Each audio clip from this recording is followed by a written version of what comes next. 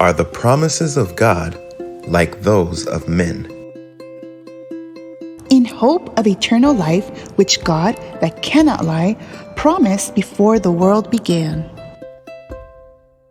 The Lord is not slack concerning his promise, as some men count slackness, but is long-suffering to us, were not willing that any should perish, but that all should come to repentance.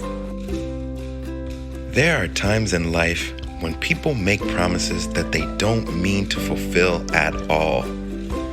They're lying to achieve something they want. Other times, people make promises and then take their time in making it happen. Jesus doesn't do any of those things.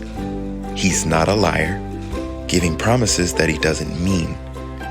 And he's not dragging his feet when it comes to fulfilling his promises either.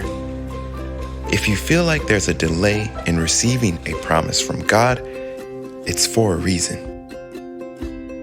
For example, in looking at his repeated promises to come again to earth and take his followers back with him to heaven, Jesus is being patient because he wants to save as many people as possible who will repent of their sins, not because he's just dragging his feet or lying about coming back again.